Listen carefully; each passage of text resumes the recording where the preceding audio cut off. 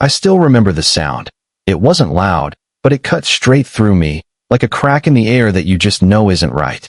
That was the morning my wife hit the driveway, ribs breaking, breath caught in her throat, and everything I thought I'd left behind from my old life came rushing back all at once.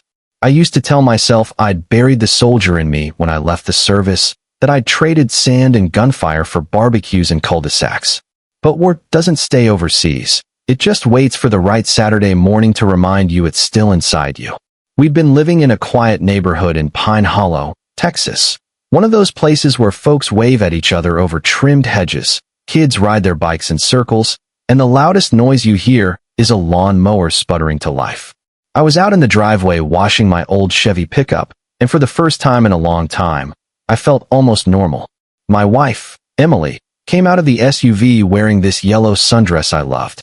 She had grocery bags in her arms, peaches poking out of the top, humming an old tune while her hair caught the sunlight. I remember just leaning on the hose for a moment, watching her, and thinking, yeah, this is what peace feels like. Except peace was an illusion. Emily had been telling me all week that she felt like someone was watching us. She'd seen a gray Malibu slow rolling past the house late at night, 3 times in 1 week. Packages had gone missing around the block. The neighbor's doorbell camera went mysteriously dead, and more than once I found our back gate latch undone. She wanted me to take it seriously, and I shrugged it off. I told her it was just a lost delivery driver or some neighborhood kids messing around. But truth is, I felt it too. That prickle at the back of your neck when headlights linger a second too long. I just didn't want to admit it out loud. Thing is, you can only ignore instincts for so long. A week earlier I'd seen that same gray Malibu creep around the corner while I was dragging the trash can to the curb. Its headlights were dimmed, and it slowed by our driveway just long enough for me to memorize the shape of its taillights. I didn't tell Emily that part. I wanted her to feel safe, even if I couldn't shake the feeling something ugly was circling. And I wasn't wrong. What we didn't know was that a man named Harold Denton, the slick president of our neighborhood association, had his eyes on our block. He wasn't just pushing rules about lawns and mailboxes. Behind the scenes, he was trying to buy up houses cheap, scare families into moving so he could flip the land for profit. And when folks like us didn't want to sell, he called in muscle. That's where Troy and Mason came in. Troy, tall with a thick beard, wore the kind of discount security vest you'd get at a hardware store. Mason was shorter, solid as a cinder block, with a snake tattoo curling around his wrist. These two weren't neighbors. They were predators hired to make people like us feel unsafe. That Saturday morning, while Emily was setting the last grocery bags on the porch, 2 shadows stretched across the edge of the driveway. I looked up, expecting a jogger, but it was them, Troy and Mason, walking straight toward her. Troy lifted a fake badge and barked, "Ma'am, you're in violation of HOA rules." Emily frowned, calm but sharp. "There is no HOA on this street." For a second it was just the sound of a lawnmower down the block. Then Troy stepped closer, voice flat and cold. "Multiple complaints. Trash violations, unapproved landscaping. We'll have to issue a fine." Mason stood back, flipping a clipboard like he was making notes, but his eyes kept scanning our porch, our garage, like he was shopping for what to take. Emily stood her ground, but then Troy's mask slipped. He grabbed her arm hard. She gasped, tried to pull away, and he shoved her back. She stumbled, hit the curb, and went down hard. The crack of her ribs against the pavement is a sound I'll never forget. Groceries spilled everywhere, peaches rolling across the driveway, milk bottle shattering. Mason crouched and rifled through her purse as if it was his morning routine. Troy just stood there, arms folded, like hurting her was nothing at all. Something inside me snapped. I dropped the hose and walked forward.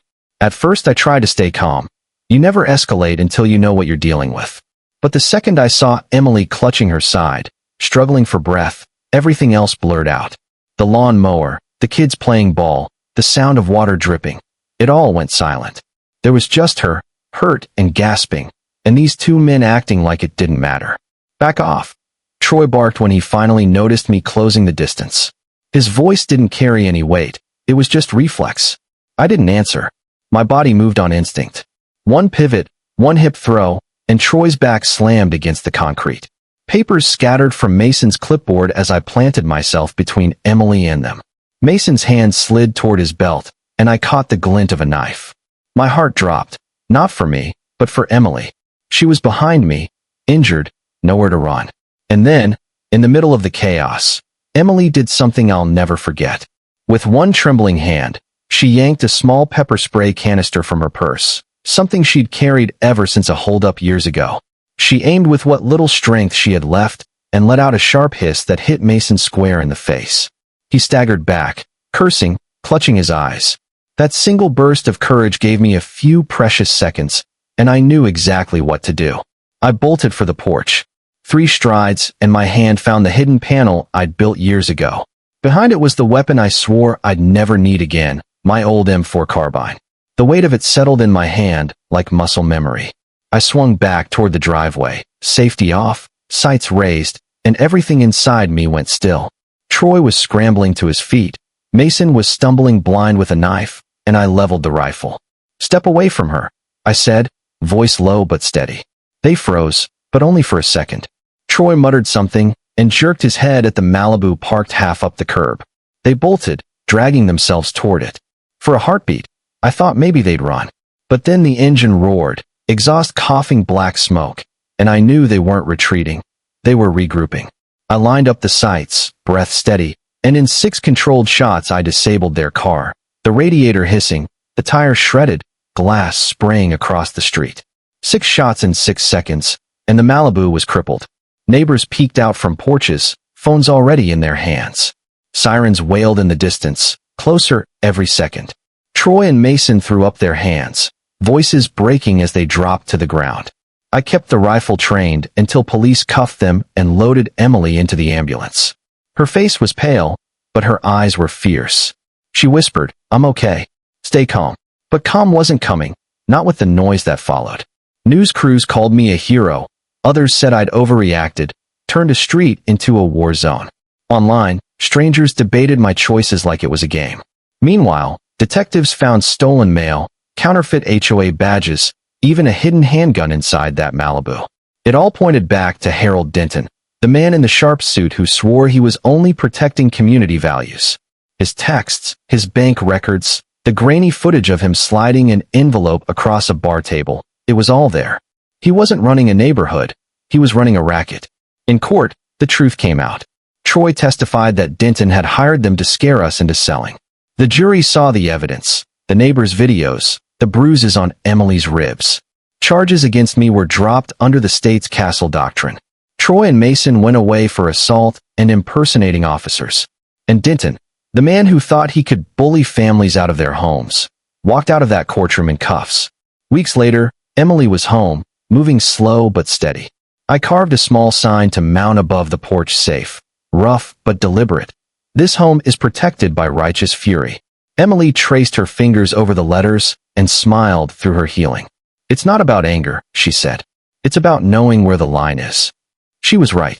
The fight wasn't about guns or force. It was about a home, a family, and the promise that no one gets to take that from you.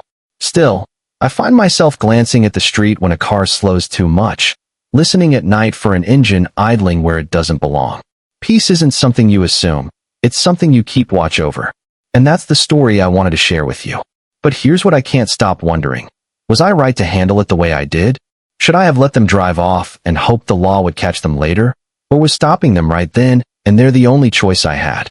I want to hear why you think. Drop a comment below. Tell me if you would have done the same in my shoes, or if you see it differently. And if this story made you think, share it with a friend, because the line between peace and chaos can be thinner than we like to admit.